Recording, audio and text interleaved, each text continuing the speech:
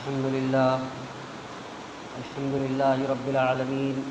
والعاقبة للمتقين والصلاة والسلام على رسوله الكريم أما بعد فأعوذ بالله من الشيطان الرجيم بسم الله الرحمن الرحيم يرفع الله الذين آمنوا منكم والذين أوتوا العلم درجات وقال الله تبارك وتعالى في مقام آخر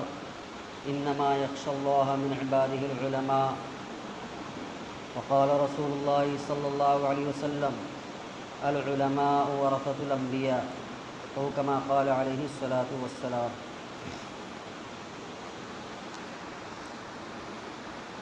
بزرگوں اور عزیز ساتھیوں، اللہ تبارک و تعالی نے انسان کو بے شمار نعمتوں سے نوازا ہے۔ اتنی نعمتوں سے اللہ تبارک و تعالی نے نوازا ہے کہ اگر ان نعمتوں کا شمار کرنا چاہے تو شمار نہیں کر سکتا۔ صبح سے لے کر شام تک، شام سے لے کر رات تک، ہر لمحہ ہر وقت انسان اللہ تبارک و تعالی کی نعمت سے شرابور ہوتا ہے۔ کوئی لمحہ انسان کا ایسا نہیں گزرتا جس لمحے میں اللہ تبارک و تعالی کی کوئی نعمت اس کو نامیسر ہوتی ہے، اور ان نعمتوں کا تقاضا یہ ہے کہ انسان ان نعمتوں پر شکر بجا لائے۔ دنیا میں ہمیں کوئی انسان کچھ دے دیتا ہے، ہمارے ساتھ کچھ احسان کا معاملہ کر دیتا ہے، کچھ بھلائی کا معاملہ کر دیتا ہے، تو ہم اس کا شکر بجا لاتے ہیں کہ بھائی آپ نے میرا یہ کام نکال دیا، آپ نے مجھ پر بہت بڑا احسان کیا، آپ کا شکریہ، جزاک اللہ خیرہ۔ اس طریقے کے جملے ہم ادا کرتے ہیں۔ یہ شکریہ کے جملے، دعائیہ جملے اپنے ساتھ احسان کرنے والوں کے ساتھ اس لیے اختیار کیا جاتا ہے کیونکہ ہم یہ سمجھتے ہیں کہ آگے والے شخص نے مجھ پر بہت بڑا احسان کیا ہے، میرا ایک کام نکال دیا۔ ہم اس کو بہت بڑی چیز سمجھتے ہیں، لیکن اللہ تبارک و تعالیٰ کی ذات اقدس نے اتنی نعمتیں اور اتنے احسانات ہم پر کیے ہیں کہ اگر ہم اپنی ساری زندگی اللہ تبارک و تعالیٰ کا شکر ادا کرنے میں بھی گزار دے، ساری زندگی اگر سجدہ شکر بھی بجا لائے، تب بھی ان احسانات کا بدلہ ادا نہیں ہو سکتا۔ ابھی جو نعمتیں اللہ تبارک و تعالیٰ نے ہمیں دی ہے، ان نعمتوں پر ہم غور کریں گے کہ اتنی بڑی بڑی نعمتیں ہیں کہ ان نعمتوں کے گم ہو جانے کا ہم ذرا دیر کے لیے تصور کر لیں کہ یہ نعمت تھوڑی دیر کے لیے ہم سے جدا ہو جائے، ہم سے ہٹا لی جائے، اس نعمت کو ہم سے چھین لیا جائے، تو ہم اپنے آپ کو کمزور اور معذور محسوس کریں گے۔ ہم اپنے جسم پر غور کریں، اللہ تبارک و تعالیٰ نے ہم کو ہاتھ عطا کیے، پیر عطا کیے، آنکھ، کان، یہ ساری بڑی بڑی نعمتیں ہیں۔ آنکھ والی نعمت ہی لے لیجئے کہ اگر آنکھ والی نعمت تھوڑی دیر کے لیے چھین لی جائے یا نہ چھینی جائے، آنکھوں پر پٹی باندھ دی جائے اور اس سے کہا جائے کہ چلو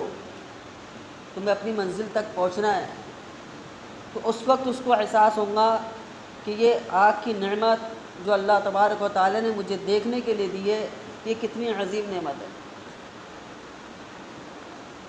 اس نعمت کی قدر ان لوگوں سے صحیح معنی میں معلوم ہو سکتی ہے جن کو اللہ تبارک و تعالیٰ نے اس نعمت سے محروم کر دیا۔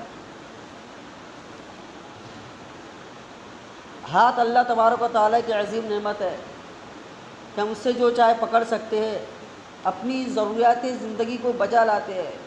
یہ پیر اللہ تبارک و تعالیٰ کی بہت عظیم نعمت ہے، ہم اپنی منزل تک چل کر جا سکتے ہیں، اپنے ضروریات کے کام کو انجام دے سکتے ہیں۔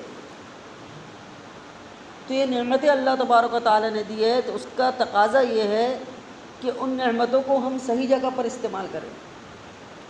اللہ تبارک و تعالیٰ کی نعمت پر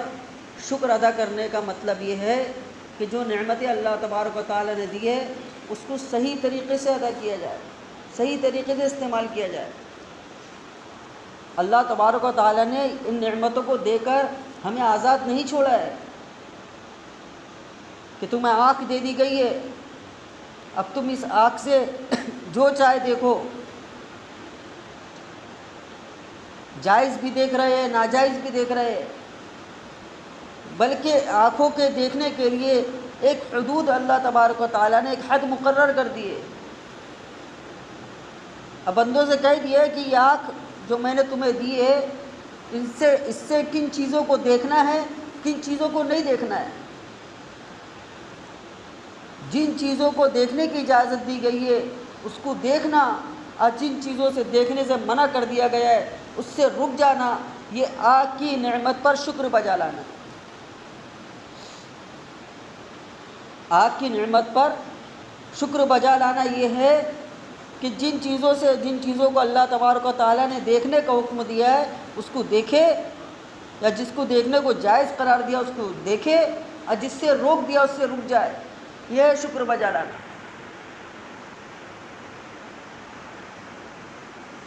لیکن ہمارا معاملہ کیا ہے؟ ہم ان نعمتوں کی کس طریقے سے ناقدری کر رہے ہیں، کس طریقے سے ان نعمتوں کا غلط استعمال کر کے اللہ کے غضب کو، اللہ کی ناراضگی کو دعوت دے رہے۔ کہ ہر شخص اپنا اپنا محاسبہ خود کر سکتا ہے۔ بے حیائی کی چیزیں اس سے دیکھی جا رہی ہے،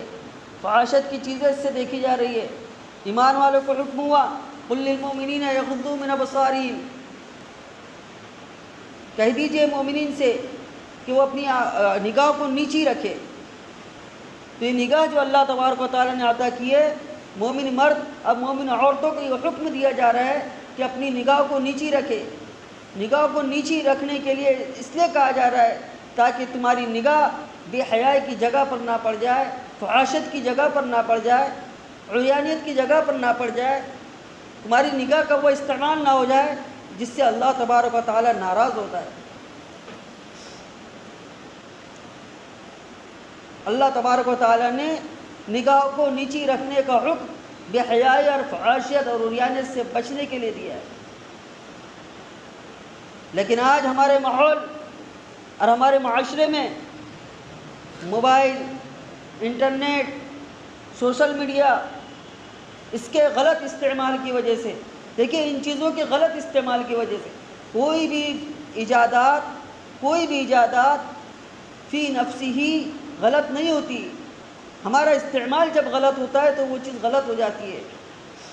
موبائل ایک ضرورت کی چیز تھی، اس سے ہم اچھے کام اور کم وقت میں کاموں کو انجام دے سکتے تھے، ایک ضرورت کی چیز ہے۔ لیکن جب اس کا استعمال غلط ہوا، اللہ تبارک و تعالیٰ کے حکم کے خلاف اس کو استعمال کیا گیا، نبی کریم صلی اللہ علیہ وسلم کی تعلیمات کے خلاف اس کو استعمال کیا گیا، اللہ کے حدود کو پامال کر کے جب اس کا استعمال ہوا تو پھر اس کو استعمال کرتے کرتے انسان بے حیا بنا، فحاشیت اور عریانیت کے دلدل میں پھنسا۔ آج دیکھ لیے نوجوان نسل پہلے کے دور میں موبائل آنے کے پہلے جس انداز سے تباہ و برباد نہیں ہو رہی تھی، اس سے زیادہ آج کی تاریخ میں موبائل اور انٹرنیٹ آنے کے بعد ہماری نوجوان نسلیں تباہ و برباد ہو رہی ہے۔ جن 12 سال 10 سال کے بچوں کو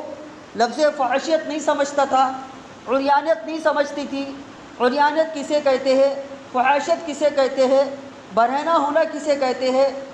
ننگی فلمیں کسے کہتے ہیں، ان بچوں کو یہ معلوم نہیں تھا۔ لیکن آج انٹرنیٹ نے، موبائل نے 12 سال کے بچوں کو یہ چیز سکھلا دی۔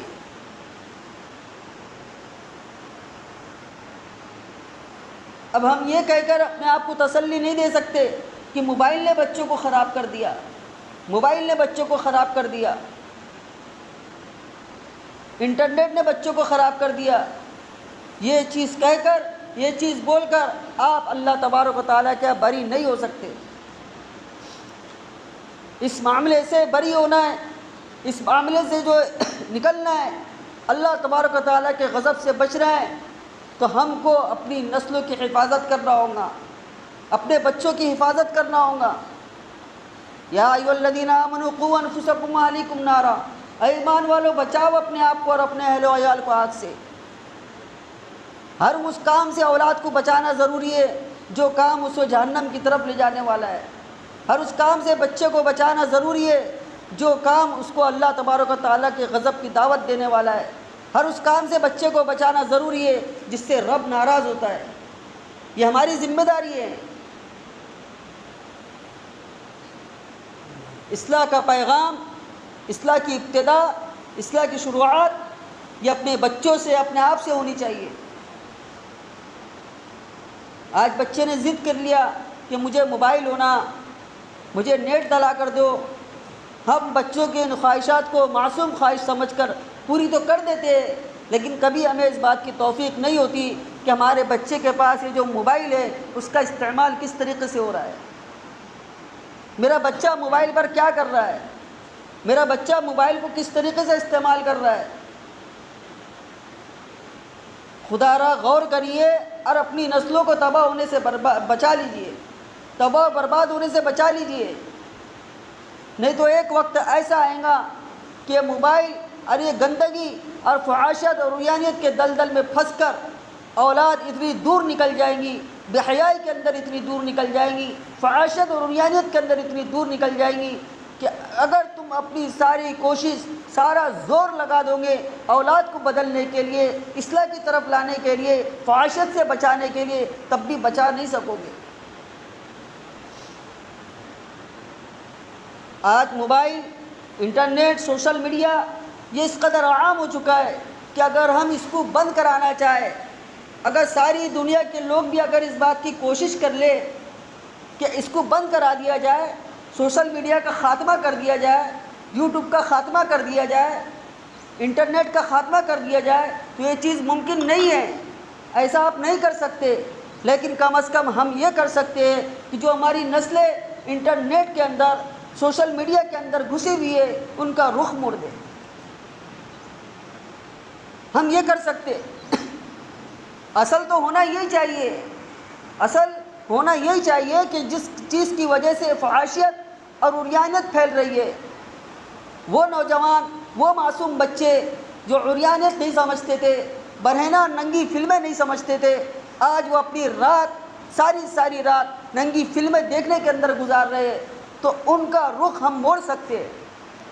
وہ ہونا یہ چاہیے کہ ختم کر دیا جائے، لیکن یہ ممکن نہیں رہا۔ اتنی کثیر تعداد میں اتنے سارے لوگ اس چیز کے اندر ملوث ہو چکے، ہم اس کو ختم کر نہیں سکتے، لیکن اس کا رخ موڑ سکتے۔ اور اس کے رخ موڑنے کا طریقہ یہ ہے کہ اپنی نسلوں کی، اپنے نوجوانوں کی، اپنے بچوں کی نگرانی کرو۔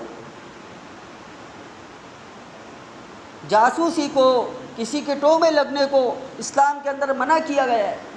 لیکن اصلاح کی نیت سے، تربیت کی نیت سے ایک باپ اپنے بیٹے کی نگرانی کر سکتا ہے، ایک باپ اپنی بیٹی کی نگرانی کر سکتا ہے۔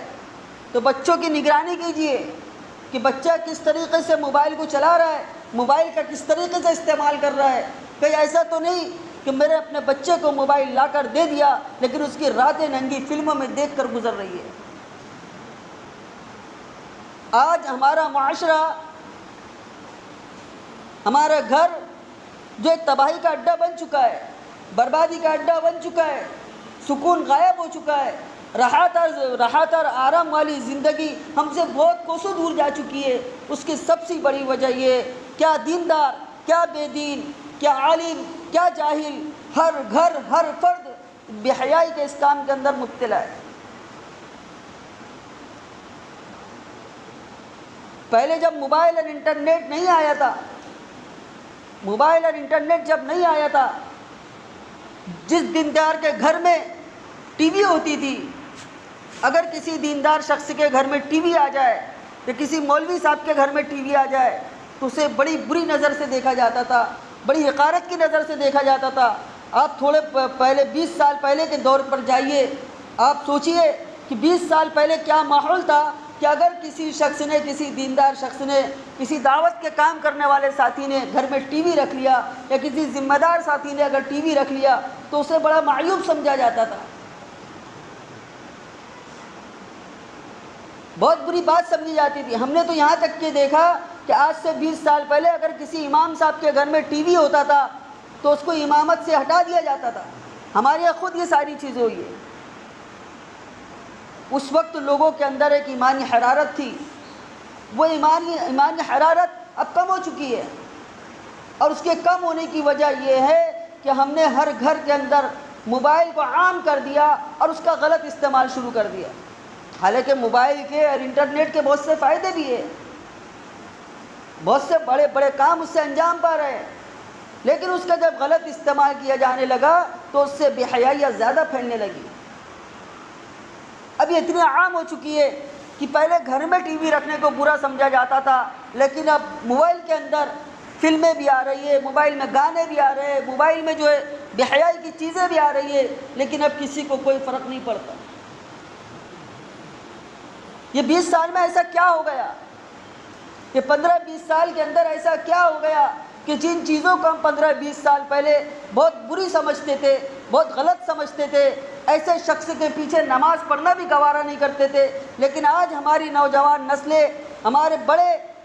اپنے بچوں کو موبائل لا کر تو دے رہے لیکن ان کی نگرانی نہیں کر رہے، ان کی جو تربیت نہیں کر رہے، جس کی وجہ سے نوجوان نسلیں موبائل کے اندر رہ کر اپنے آپ کو تباہ و برباد کر رہی ہے، اللہ تبارک و تعالیٰ کو ناراض کر رہی ہے، لیکن ہمیں اس کا احساس نہیں ہوتا۔ میں یہ نہیں کہتا کہ آپ موبائل کو ہٹا دو، موبائل کو چھڑا دو، اس کا رخ کو موڑیے، ایسی کوشش کر کے کوئی فائدہ نہیں جس کا کوئی فائدہ ہو ہی نہیں سکتا، جو معاملہ ختم ہو ہی نہیں سکتا، اس بارے میں اگر کوشش کی جائے تو کوئی فائدہ نظر نہیں آئے گا۔ آپ اگر ایسی کوئی تنظیم بنا لیں، ایسی کوئی کمیٹی بنا لیں کہ بھائی ہم کو ہمارے علاقے سے موبائل ختم کرنا ہے، دنیا سے آپ ختم ہو جاؤ گے لیکن موبائل کو ختم نہیں کر سکتے، اس کے وجود کو مٹا نہیں سکتے، تو ایسی کوشش کرنے کی ضرورت بھی نہیں ہے۔ ضرورت اس بات کی ہے کہ ہمیں نگرانی کرنی ہے اور بچوں کے رخ کو، ان کے ذہن کو بدلنا ہے۔ تو اللہ تبارک و تعالیٰ کی نعمتوں کا، میں یہ عرض کر رہا تھا کہ اللہ تبارک و تعالیٰ کی نعمتوں کا شکر بجا لانے کا طریقہ یہ ہے کہ جو نعمتیں اللہ تبارک و تعالیٰ نے عطا کی ہے ان نعمتوں کا صحیح استعمال کیا جائے۔ آنکھ کی نعمت، کان کی نعمت، ہاتھ اور پاؤں کی نعمت، ان نعمتوں کا صحیح استعمال کیا جائے۔ آنکھ اللہ تبارک و تعالیٰ کی نعمت ہے، اس کا شکر بجا لانے کا طریقہ یہ ہے کہ آنکھ کا استعمال صحیح ہو۔ کان اللہ تبارک و تعالیٰ کی نعمت ہے، یہ طے کر لیا جائے کہ ہم کانوں کا استعمال صحیح کریں گے، اپنے رب کو رضا کے مطابق کریں گے، رب جس سے ناراض ہوتا ہے وہ باتیں نہیں سنیں گے، رب جس سے راضی ہوتا ہے وہ باتیں سنیں گے، بے حیائی کی باتیں نہیں سنیں گے، کسی کی غیبت نہیں سنیں گے۔ یہ ہے کان کا صحیح استعمال۔ یہ جو پاؤں اللہ تبارک و تعالیٰ نے عطا کیے، اس نعمت کا صحیح استعمال یہ ہے کہ آدمی یہ طے کر لے کہ میرے یہ قدم اللہ کو ناراض کرنے والے اعمال کی طرف نہیں جائیں گے۔ تو اللہ تبارک و تعالیٰ نے بے شمار نعمتیں اللہ تبارک و تعالیٰ نے بندوں کو عطا کی ہے، اور اس کی قدر کرنی ہے۔ جب اس کی قدر کریں گے تو اللہ تبارک و تعالیٰ کی رضا حاصل ہوں گی، اور اللہ تبارک و تعالیٰ ہمارے گناہوں کو حسنات میں مبدل فرمائیں گے۔ جب انسان گناہوں کو چھوڑ کر نیکیوں کی طرف بڑھتا ہے تو اللہ تبارک و تعالیٰ اس کے گناہوں کو حسنات سے مبدل فرما دیتے ہیں۔ ان الحسنات یذہبن السیئات، یقیناً نیکیاں یذہبن السیئات، برائیوں کو مٹا دیتی ہے۔ تو ہم یہ جو کوشش کرتے ہیں، ہم یہ جو سوچتے ہیں کہ معاشرے میں سدھار ہونا چاہیے، معاشرے میں سدھار ہونا چاہیے، معاشرے میں سدھار اس وقت ہوگا جب کہ ہر شخص اپنی اپنی فکر کرنے لگ جائے کہ مجھے اپنے آپ کو، اپنے اہل و عیال کو، اپنی نوجوان نسلوں کو، اپنے بچوں اور بچیوں کو بدلنا ہے، ان کا رخ اللہ تبارک و تعالیٰ کے احکام کی طرف کرنا ہے۔ تو اللہ تبارک و تعالیٰ نے بے شمار نعمتیں جو انسان کو عطا فرمائی ہے، ان نعمتوں میں ایک سب سے بڑی نعمت جو ہمیں عطا کی ہے وہ ایمان کی نعمت ہے۔ ان نعمتوں میں سب سے بڑی نعمت ایمان کی نعمت ہے۔ دیکھیں کہ ایمان کی نعمت کیسی قیمتی نعمت ہے۔ ایک شخص ہے، ایمان والا ہے، لیکن نہ وہ بہت زیادہ صدقہ و خیرات کرتا ہے، نہ بہت زیادہ بھلائی کے کام کرتا ہے، نہ بہت زیادہ سوشل ورک کرتا ہے، نہ بہت زیادہ جو ہے لوگوں کے کام آتا ہے، لیکن اللہ کی وحدانیت کا اس نے اقرار کیا ہے، رسول اللہ صلی اللہ علیہ وسلم کی رسالت کو اس نے تسلیم کیا ہے، تو وہ اس شخص سے بھی افضل ہے جس نے ساری زندگی بغیر ایمان کے بھلائی کے اندر گزار دی ہو، ساری زندگی بھلائی کا کام کیا، خوب صدقہ کیا، خوب خیرات کیا، لیکن ایمان اس کے سینے میں نہیں تھا، اللہ کی وحدانیت نہیں تھی، نبی کریم صلی اللہ علیہ وسلم کی رسالت کو اس نے تسلیم نہیں کیا تھا، تو یہ ایمان والا شخص بہت افضل ہے اس شخص سے جس نے بغیر ایمان کے بے شمار بھلائیوں کے کام کیا۔ یہ ایمان بڑی قیمتی نعمت ہے، اور ایمان والے کو یہ فضیلت حاصل ہے کہ اگر وہ گنہگار بھی ہو، خطا کار بھی ہو، سیاہ کار بھی ہو، گناہوں کے دلدل میں رہ کر اس نے زندگی بھی گزاری ہو، لیکن ایمان پر اس کا خاتمہ ہوا ہو تو وہ ایک نہ ایک دن ضرور جنت میں جائے گا۔ من قال لا الہ الا اللہ مخلصا دخل الجنہ، جس نے لا الہ الا اللہ اخلاص کے ساتھ پڑھا وہ جنت میں جائے گا۔ تو یہ ایمان والا بہت قیمتی ہے، اور یہ ایمان کی نعمت اللہ تبارک و تعالیٰ نے جو عطا فرمائی ہے یہ بہت بڑی نعمت ہے، اب اس نعمت کی بھی قدر کرنی ہے۔ اللہ تبارک و تعالیٰ کی طرف سے جو برکات میسر ہوتی ہے، اللہ تبارک و تعالیٰ کی طرف سے جو رحمتیں نازل ہوتی ہے وہ نعمتوں کی قدر پر نازل ہوتی ہے۔ جتنی ہم اللہ تبارک و تعالیٰ کی نعمتوں کی قدر کریں گے اللہ تبارک و تعالیٰ کی رحمت اتنی زیادہ ہماری طرف متوجہ ہوں گی، اللہ تبارک و تعالیٰ کی طرف سے برکات اتنی زیادہ متوجہ ہوں گی۔ اب یہ لا الہ الا اللہ محمد رسول اللہ صلی اللہ علیہ وسلم جو ہم نے پڑھا ہے، اللہ کی وحدانیت کا اقرار کیا ہے، رسول اللہ صلی اللہ علیہ وسلم کی رسالت کو تسلیم کیا ہے، تو اس کا تقاضا کیا ہے؟ کیا محض لا الہ الا اللہ محمد رسول اللہ صلی اللہ علیہ وسلم پڑھانا ہی مقصد تھا؟ کیا صرف یہی مقصد تھا کہ ہر شخص لا الہ الا اللہ پڑھ لے، اس کے علاوہ اسے زندگی میں کچھ نہیں کرنا ہے؟ اگر محض صرف لا الہ الا اللہ محمد رسول اللہ پڑھ لینا ہی کافی ہوتا اور یہی پڑھانا مقصد تھا تو اس کے لیے رسول اللہ صلی اللہ علیہ وسلم کو، صحابہ کرام رضوان اللہ تعالی علیہم اجمعین کو اتنی تکلیف اٹھانے کی ضرورت نہیں تھی۔ یہ لا الہ الا اللہ پڑھنا ہی مقصد تھا، یا لا الہ الا اللہ پڑھانا ہی مقصد تھا، اس کے آگے کا ہمارے اوپر کوئی کام نہیں تھا، ہمارے ذمے کوئی کام نہیں تھا۔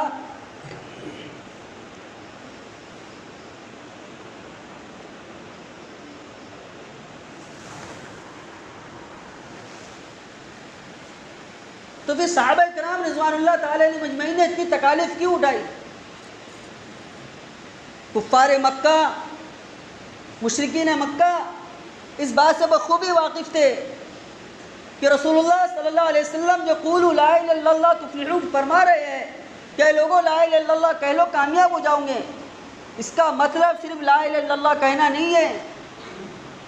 اس کے پیچھے مقصد ہے، اس کے آگے ہمیں کام کرنا ہے، اپنے آبا و اجداد کے باتوں کو، آبا و اجداد کے لائے ہوئے دین کو، اور جس دین پر ہمارے آبا و اجداد چلے انہوں نے پوری ساری زندگی جس دین پر، جس شرک پر، جس کفر پر گزار دی، اس کفر کو چھوڑنا ہوگا، اس شرک کو چھوڑنا ہوگا، ان رسموں کو چھوڑنا ہوگا، صرف اور صرف اللہ رسول اللہ صلی اللہ علیہ وسلم کی ماننی ہوگی، یہ اس کا مقصد تھا۔ ورنہ صرف لا الہ الا اللہ زبان سے کہنا ہوتا تو ابو جہل بھی کلمہ پڑھ لیتا، ابو لہب بھی کلمہ پڑھ لیتا، ابو جہل بھی کافر نہیں ہوتا، ابو لہب بھی کافر نہیں ہوتا۔ یہ کافر اور مشرک اس لیے رہے کیونکہ انہیں معلوم تھا کہ رسول اللہ صلی اللہ علیہ وسلم جو کہہ رہے لا الہ الا اللہ کہہ لو کامیاب ہو جاؤں گے، اس کا مقصد صرف کہنا نہیں ہے بلکہ اس کے پیچھے کام ہے، اور کام یہ ہے کہ لا الہ الا اللہ محمد رسول اللہ صلی اللہ علیہ وسلم پڑھ لینے کے بعد آدمی کے اوپر ذمہ داری عائد ہوتی ہے کہ زندگی کا کوئی لمحہ اللہ کے حکم کے مطابق نہیں، اللہ کے حکم کے خلاف نہیں گزارے گا، زندگی کا کوئی لمحہ رسول اللہ صلی اللہ علیہ وسلم کے طریقے کے خلاف نہیں گزارے گا، اپنی ساری زندگی کو کتاب و سنت پر اسے وقف کرنا ہوگا، اللہ تبارک و تعالیٰ کے ہر اس حکم کو ماننا ہوگا جو اس کے دل کو چاہے، جو اس کے دل کو نہ چاہے۔ نبی کریم صلی اللہ علیہ وسلم کے فرمان کو ماننا ہوگا، چاہے اس کا دل اس کو گوارا کرے یا نہ کرے، یہ مقصد تھا۔ تب یہ لا الہ الا اللہ محمد رسول اللہ صلی اللہ علیہ وسلم ہم نے پڑھا ہے، اس کا تقاضا یہ ایمان اللہ تبارک و تعالیٰ نے دیا ہے، اس کا شکر ادا کرنے کا طریقہ یہ ہے کہ اللہ کے احکامات کو اپنائے، رسول اللہ صلی اللہ علیہ وسلم کے فرمان کو اپنائے، اپنی ساری زندگی کو کتاب و سنت کے مطابق گزارے۔ اور یہ کیسے ہوگا؟ ہمارا رخ اللہ کے احکام کی طرف کیسے مڑے گا؟ رسول اللہ صلی اللہ علیہ وسلم کی رسالت کی طرف، آپ کے فرمان کی طرف کیسے جائے گا؟ اس کی کوئی مشین نہیں ہے کہ انسان کے رخ کو اللہ کے احکام کی طرف موڑ دیا جائے، ایسی کوئی مشین نہیں ہے کہ انسان کے رخ کو نبی کریم صلی اللہ علیہ وسلم کے فرمان کی طرف موڑ دیا جائے۔ اللہ تبارک و تعالیٰ کتنا رحمان ہے، کتنا رحیم ہے کہ بندوں کو اللہ تبارک و تعالیٰ نے خود ہی سکھلا دیا کہ لا الہ الا اللہ کہو، اب پھر لا الہ الا اللہ کہنے کے بعد تمہیں کیا کرنا ہے وہ بھی بتلا دیا، اب پھر وہ کام پر کیسے چلنا ہے، اس کے چلنے کا طریقہ کیا ہے وہ بھی بتلا دیا۔ ایک اچھا ٹیچر جو ہوتا ہے، جو اپنے فن کا ماہر ہوتا ہے، کسی بھی سبجیکٹ کا کوئی ٹیچر ہو تو ہم اس ٹیچر کو سبجیکٹ کا ماہر اس وقت سمجھتے ہیں جب وہ ہر چیز کو ہم کو کھول کھول کر بیان کر دیتا ہے۔ پھر طالب علم اسٹوڈنٹس وغیرہ باہر نکل کر باتیں بھی کرتے کہ فلاں ٹیچر صاحب بڑے اچھا سمجھاتے، فلاں استاد بڑا اچھا سمجھاتے، انہوں نے ہر چیز کو کھول کھول کر بیان کر دیا۔ کہ دین کو، اسلام کو اللہ تبارک و تعالیٰ نے، نبی کریم صلی اللہ علیہ وسلم نے پوری طریقے سے واضح طور پر بیان کر دیا۔ کامیابی کے لیے حکم دے دیا کہ لا الہ الا اللہ کہہ لو۔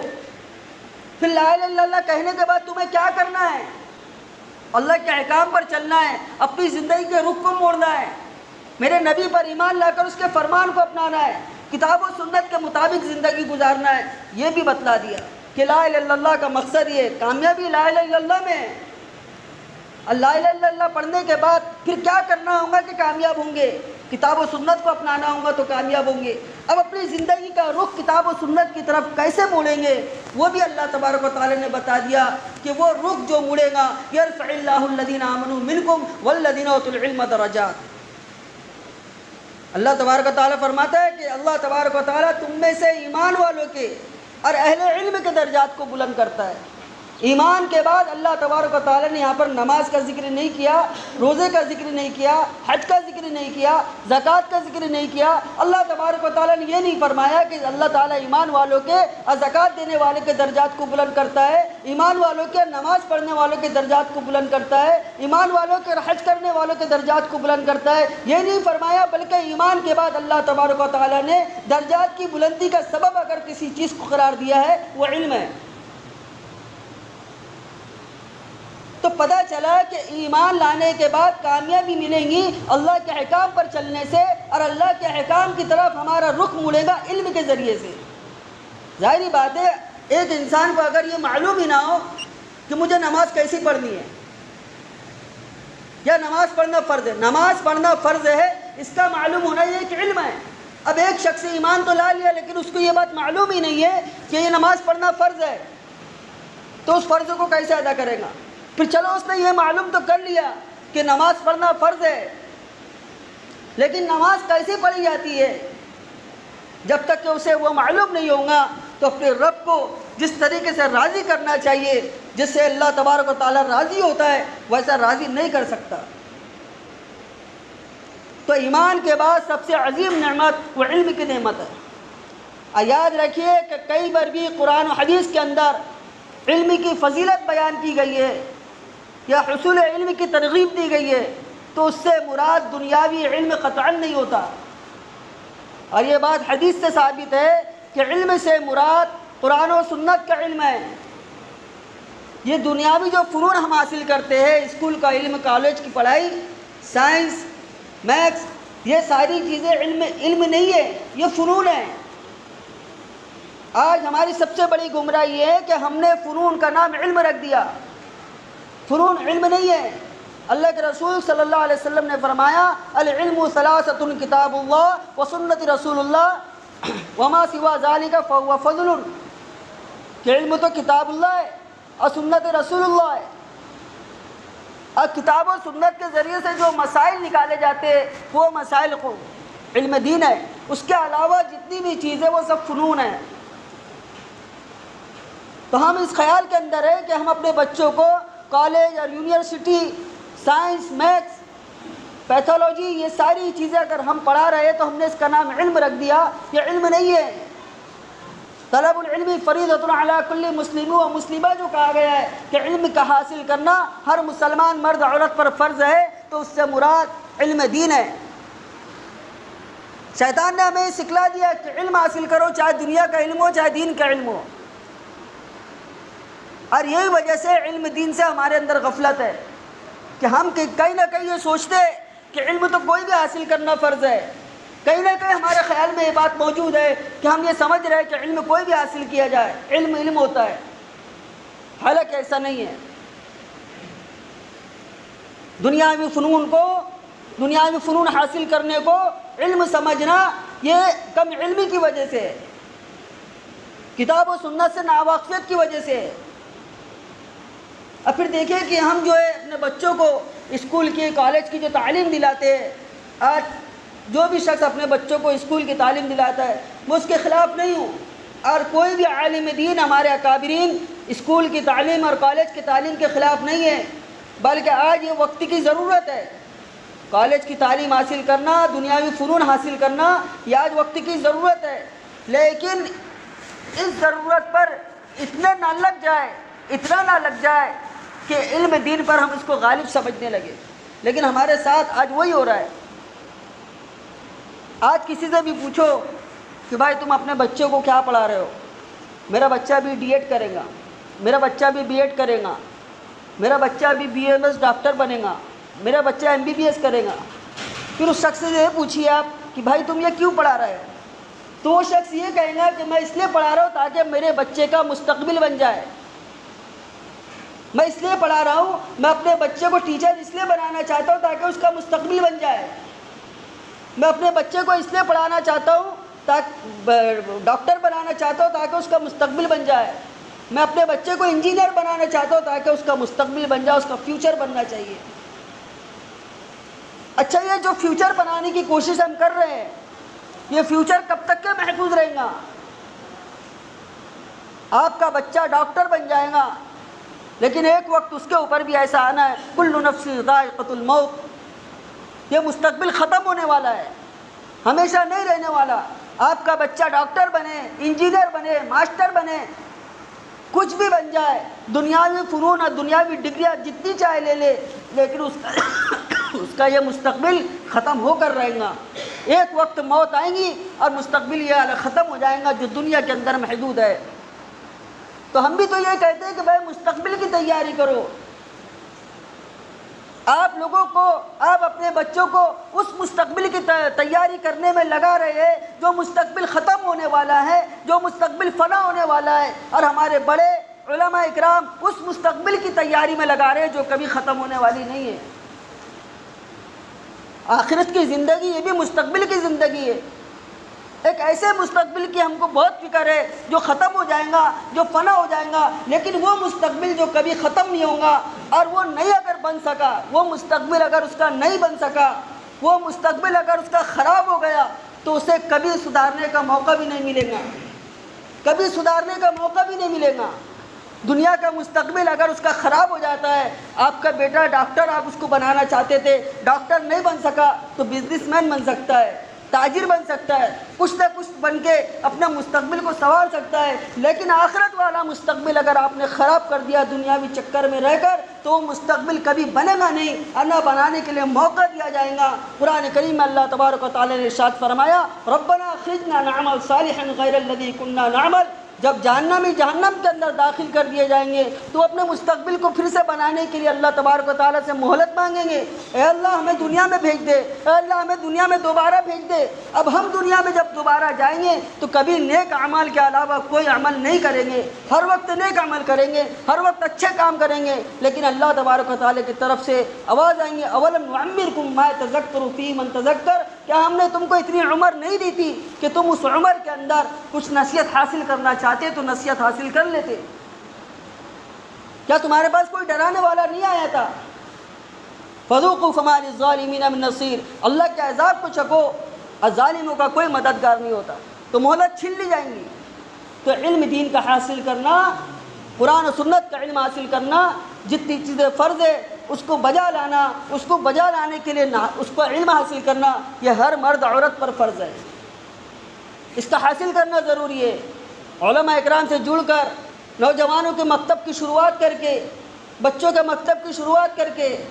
ہر علاقے میں نوجوانوں کا بھی مکتب ہو، بچوں کا بھی مکتب ہو، مستورات کا بھی مکتب ہو۔ جس طریقے سے مردوں پر علم فرض ہے ویسے عورتوں پر بھی علم فرض ہے، اس کا نظام ہمیں قائم کرنا ہوگا۔ یہ نظام جب قائم ہوگا تب جا کے ہمارا مستقبل جو ہمیشہ برقرار رہنے والا ہے وہ سنور سکتا ہے، اس کو سنوارنا ضروری ہے، اور یہ علم دین سے ہوگا۔ دو جو جماعت ہے ہمارے یہاں، دو جماعت، اس کو ہمیں مضبوطی سے تھام کر رکھنا ہے۔ علم دین کے حصول کے لیے بھی ان دو جماعتوں کو مضبوطی سے تھام کر رکھنا ضروری ہے، ایک اہل مدرسہ کی جماعت اور دوسرا دعوت و تبلیغ کی جماعت۔ یہ دو جماعتوں کو جب ہم مضبوطی سے تھام کر رکھیں گے تو ہمارے مستقبل جو ہمیشہ رہنے والا ہے، اس مستقبل کی کامیابی کی طرف ہمارے قدم بڑھیں گے۔ تو اس کو سنبھالو، اس کو بچاؤ، اس کی حفاظت کرو، اور اس کام میں جتنے بھی امور ہے اس کو احسن طریقے سے انجام دینے کی کوشش کرو۔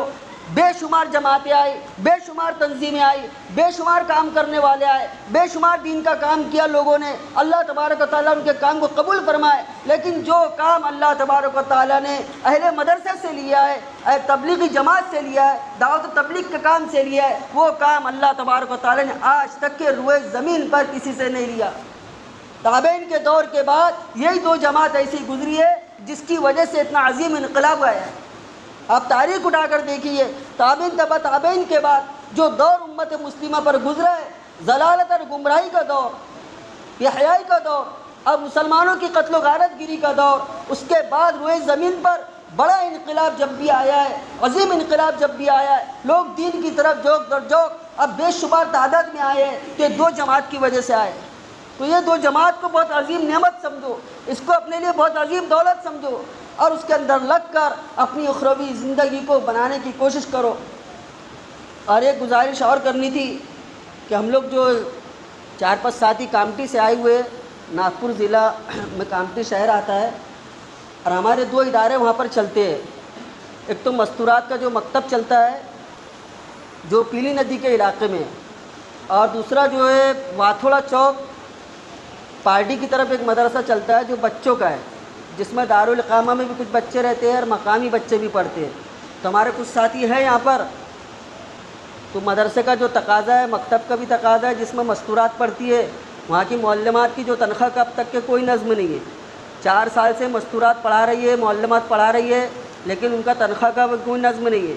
اور جہاں پر بچے تعلیم حاصل کر رہے ہیں قیام و طعام کے ساتھ، تو وہاں پر بھی جو ہے مدرسین کی بھی ضرورت ہے۔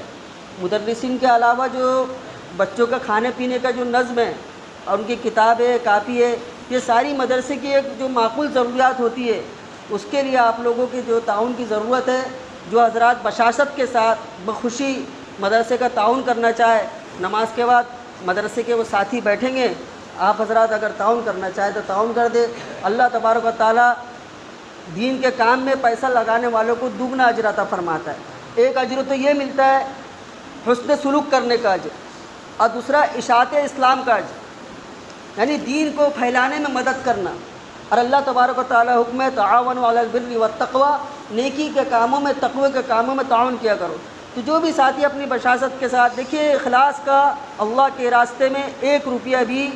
اس کروڑ روپے سے بھی بہتر ہے جو دکھلاوے کے لیے دیا جائے۔ یہ مدرسے جو دینی کام جو بڑے بڑے انجام پاتے ہیں، یہ ان کروڑوں روپیے سے نہیں پاتے